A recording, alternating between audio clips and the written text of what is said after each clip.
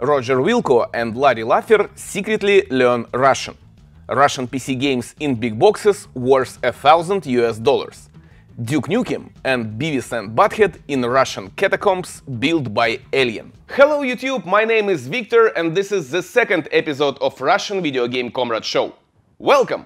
Last time we had a brief overview of video gaming in Russia. Starting this episode, I'll try to give more detail on each subject individually.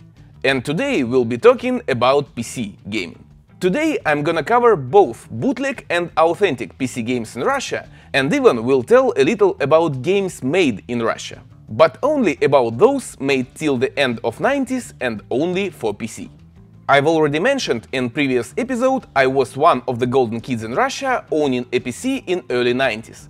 And this is the reason I love MS-DOS games the most. Dangerous Dave, Wolfenstein 3D, Dune Battle for Arrakis, and lots of others are among my favorites, as well as 90s PC gamers all over the world.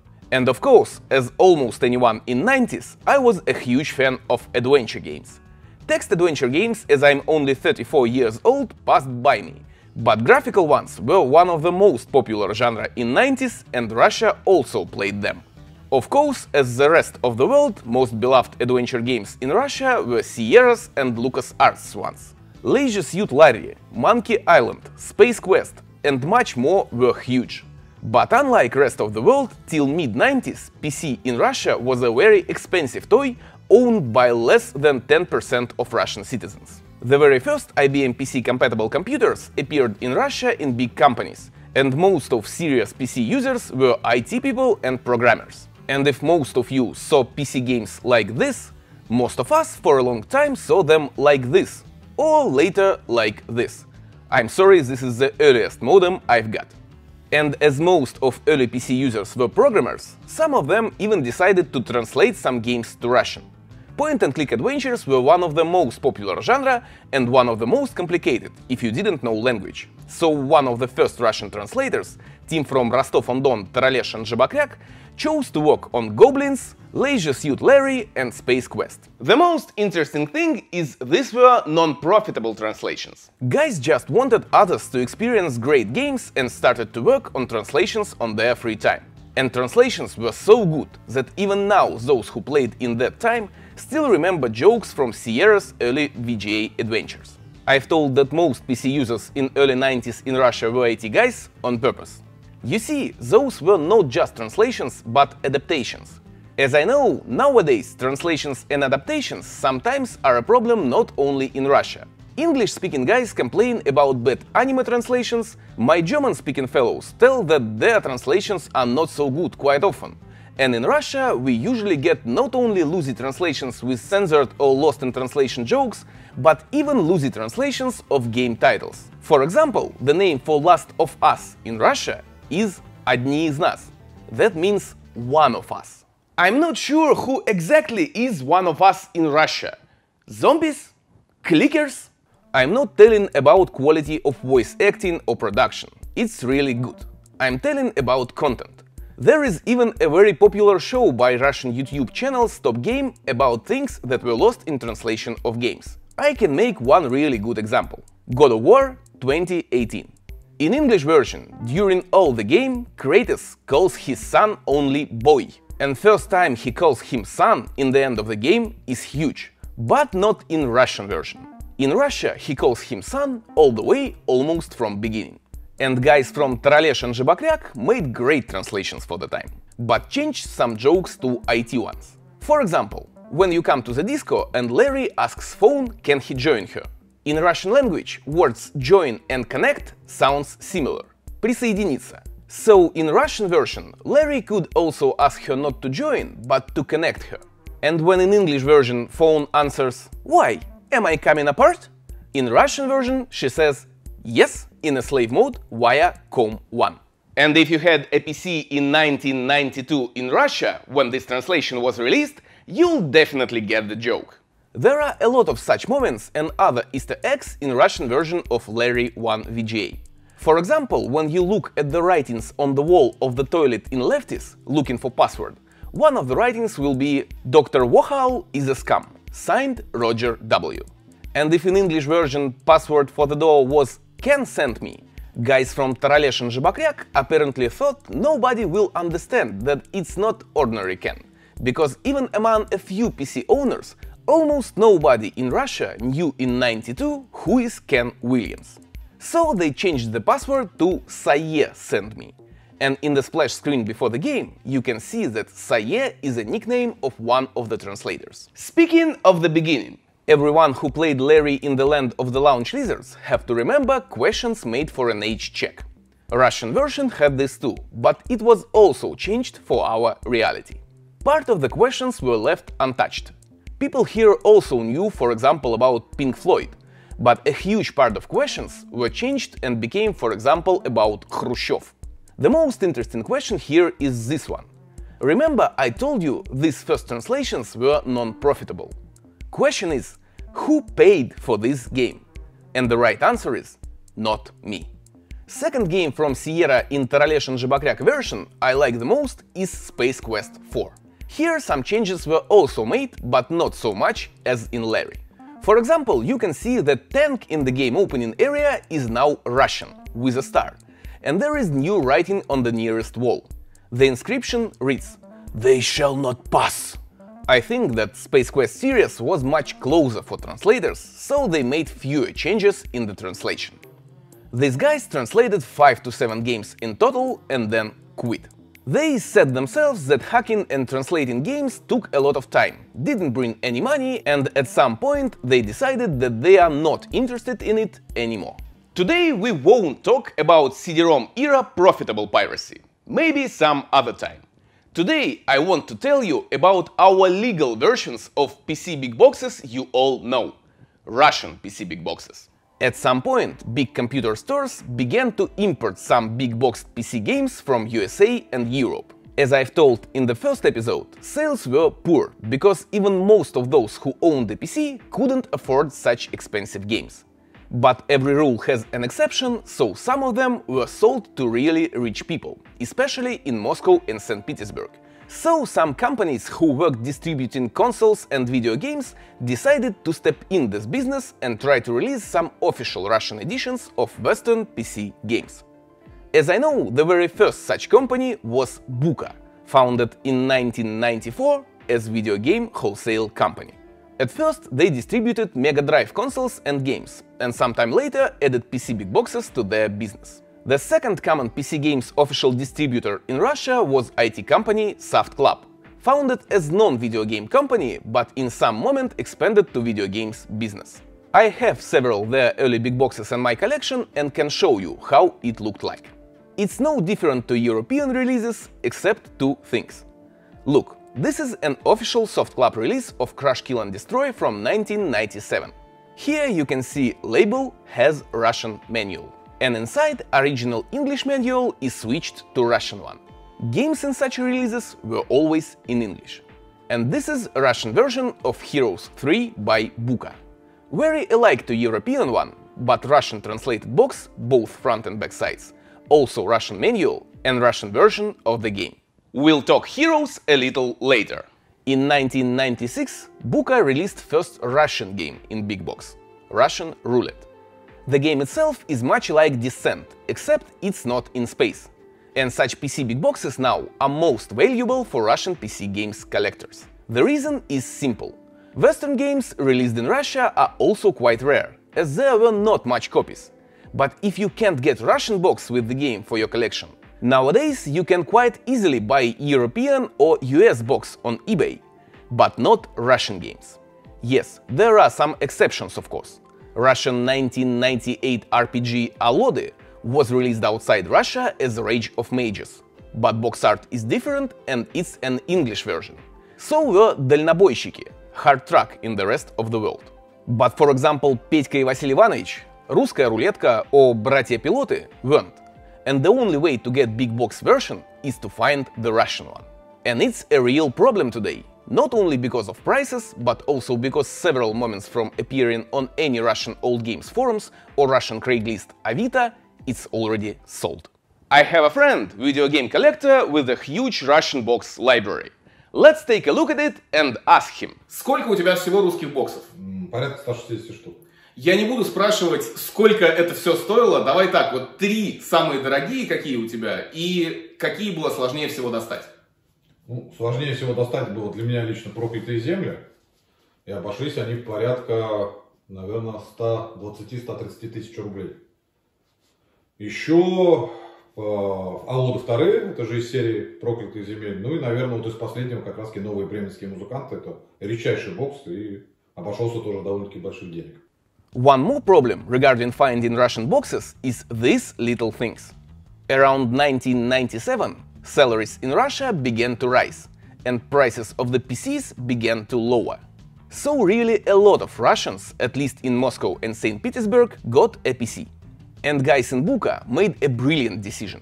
Almost like Steve Jobs did when invented Apple Music, but much earlier. I need to mention that this decision was made in 1998, in the middle of a huge economic crisis in Russia.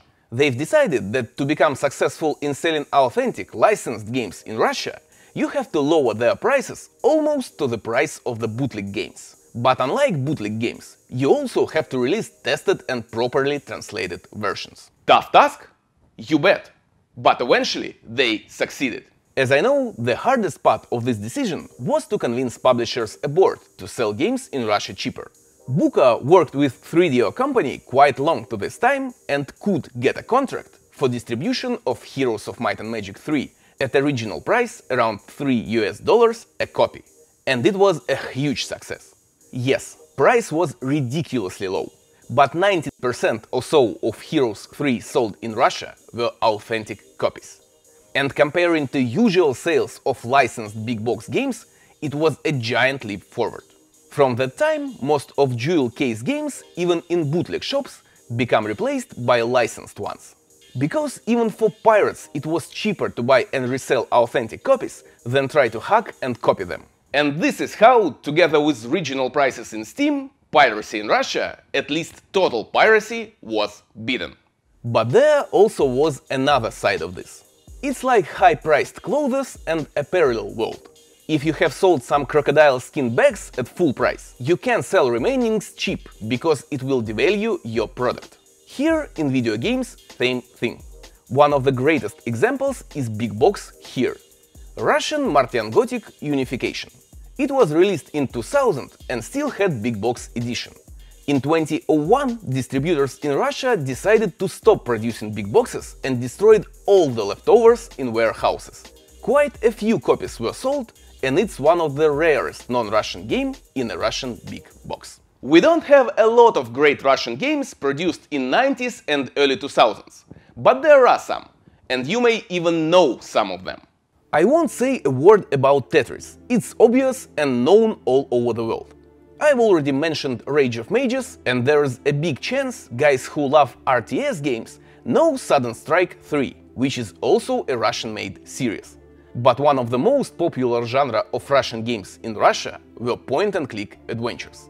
We had really a ton of them, both great and awful. And there is an interesting coincidence. The very first authentic PC jewel case game in Russia released before Heroes 3 was Russian point-and-click adventure Петька и Василий Иванович спасают галактику. So, as I've already said, decision to produce cheap copies was made because it was a huge economic crisis in Russia in 1998, and even those rich people who bought big boxed games were forced to cut their expenses, and company needed to find a way to sell games. They've decided to make Red Comrades so cheap that it would be not interesting for pirates to copy the game, that it would be easier just to buy copies from Buka and sell authentic copies. It's important to mention that in the bootleg business, price for the game depended only on one condition – quantity of CDs in the game. If it was a 2 CD game, price for it was doubled, 3 tripled, and so on. And Red Comrades was released on 3 CDs. You know, now I think that it was part of the plan, because I remember clearly that later one of my friends had a bootleg version of this game on 1 CD, and all the content was there, and game worked perfectly fine. But no matter what, most of the copies were sold like this, and cost a little higher than a 3 CD bootleg game. And pirates really bought this copy and sold it, instead of spending their money on copying it. Brilliant, simply brilliant. As guys from Buka tell themselves, that time it was a huge success to sell 1 or 2,000 copies of a new game. Red Comrades sold several tens thousands of copies only in first couple months. Nowadays there are 9 games in this franchise. Every single one after part 3 are rubbish, but first 3 games, and especially the very first one, is literally great. And I want to tell you a little about it today. By the way, not so long ago, first 3 games were remastered and released in Steam, and all of them have English subtitles. Before we start this part, it's important to mention that in 2021 Red Comrades can sometimes look offensive and sexist. But keep in mind that it's a Russian point-and-click adventure from 1998, and its only purpose was and remaining to be entertaining and fun. I can compare it to L. Lowe's Larry Laffer series and quote great words Ken Williams said about it. Even before the phrase Me Too became a household word, there was sensitivity around Leisure Suit Larry. My guess is that if you agonize over every line of dialogue in Leisure Suit Larry game, you can find some line, probably several, that can be interpreted as sexist. The same is probably true with every risky comedy movie or TV series ever made. My thinking was always that Larry was funny and that both L. Lowe and I had incredibly strong vibes. Sierra certainly had no lack of women in powerful positions, and the whole joke in the games was that Larry was a lovable loser who could only dream of catching a sexy member of the opposite sex. The joke was on Larry, not the women. I'd also point out that I watched and spoke with many women who played the game and none seemed offended. And ultimately, Larry could easily be compared to movies like Ferris Bueller's Day Off. If I were making films, would I have made that film? Would you? Of course. Audiences love it, and no one crammed it down their throats. Same goes with Red Comrades. The game takes place in Russia in 1917, in the midst of a civil war. Characters of the game are one of the most known in Russian folklore, head of the Red Army Division Vasily Ivanovich Chipaev and his comrade, ordinary soldier Pyotr. In Soviet Russia, they were main characters of countless jokes and fun stories. Red Comrades is also a humorous adventure, a lot like Leisure Suit Larry. But unlike Larry, their main goal isn't a quest for a lady. They have to retrieve the red banner stolen from HQ, and in meantime save the world from alien invasion. And it's quite hard to do when you're having a strong hangover. Red Comrades weren't the first Russian adventure game. There were several games that wanted to seem national, like Tsarevna and the Fairy Tale on a Bridge Bark. There was a Russian clone of Space Quest named Ivan Loshkin: The Prize for Freedom. This game even has a fully copied location from LSL-1, and even its name is an allusion to Space Quest. You see, Vilko in Russian sounds like fork, Vilka, and Loshka is a spoon. You get it? Loshkin and Vilka, LOL. There was even a Russian clone of The Seventh Guest named Escape from the Haunted House. As I know, it even had an international release. But all of this were not a bit popular, Red Comrades became. You see, some of mentioned games just tried to copy something that was already good. Some were cheap wannabes of the great games, and some just weren't interesting at all. Yes, it's great to have national setting, but it's not enough to entertain. Red Comrades took everything good from Western adventures, added familiar to every Russian setting, merged with American pop culture trends, and worked it in a brilliant graphical and sound presentation. If you're wondering about American culture in Russian game, yes. In 90s, when the Iron Curtain fell, Russians were fond of American culture. But the most popular were action movies. Schwarzenegger, Stallone, Van Damme, Russia all-time favorites. In fact, just imagine how huge Schwarzenegger movies were in Russia. We even had a shitty Russian Commando remake in 2008. It's called Day D, and it's literally Commando, but with Russian actor Mikhail Porechenkov instead Arnie, and filmed in Russia. Heard about Indian Nightmare on Elm Street? Or maybe Turkish Star Wars? Pfft, just watch Russian Commando. No, please don't do it, it's awful. Gameplay is quite familiar. You control Petьka, have several available actions, walk, talk, take, use and so on. And sometimes you need to ask Chipaev to do something. For example, to become a man-wire. He'll be okay with this, he's a Terminator. Oops, Spoilers from Red Comrades 2. Overall, I think that Red Comrades is quite good even today, if you like point-and-click adventures, of course. And the first part is the very best, so I don't really want to spoil anything to those who want to play it. But I can help you play it. I'm willing to arrange a giveaway. 4 Steam codes for each Red Comrades part. 12 codes in total.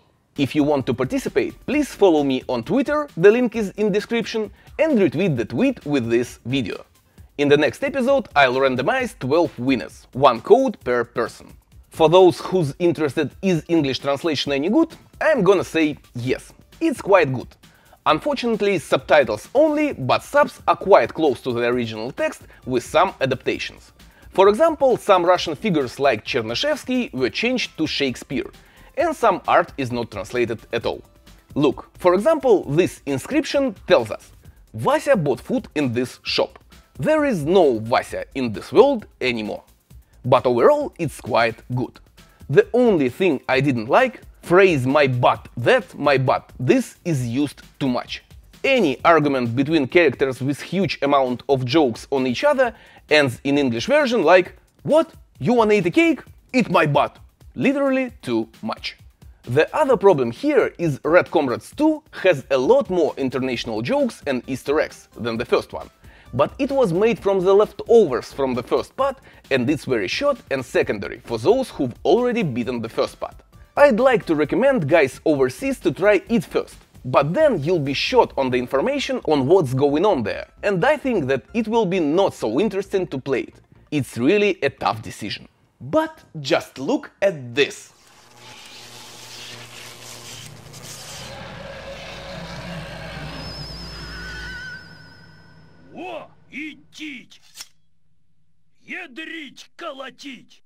Yes, I wasn't joking. In the second part, aliens made Chipaev a Terminator, and our mission is to travel to the future because they'll know how to cure Vasily Ivanovich. The original release was even called Petька 2 Judgment Day in Russia, but now remastered version in Steam name is For the Great Justice. Probably copyright problem.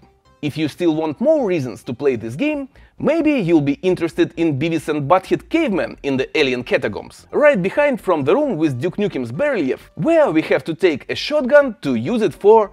Okay, this is major spoilers. Or the last one. I just cannot mention this, it's my favorite. Be careful with this boy. His name is Billy, and his dream is that all people in the world one day will install his Windows. But if you're gonna play and complete the game, be aware that there is a post-credits scene. I mean it. Just a few words regarding Part 3. It was made by another studio, but it's also quite good, except animated videos. In my opinion, these are made bad. But game is also fun and has a lot of Easter eggs. Maybe even more than first 2 games. Just take a look at this X-Files themed opening. And also worth a try. If you ask me about any other interesting Russian point-and-click games, I'll also recommend you Brothers Pilots. It's another kind of game, I'd say it's more like Cocktails Vision Goblins, and more kids-friendly one. And yes, it also has English subtitles and sold on Steam. There are still more interesting facts about both bootleg and authentic PC games in Russia. But I think it's enough for today. Don't forget about the giveaway. And if you liked this video, please share it with your friends any way or social network you find convenient. Thank you in advance. I really hope you liked today's episode and willing to see more. Please press thumbs up, subscribe to the channel, and I'll see you next time. Have a nice day, good luck!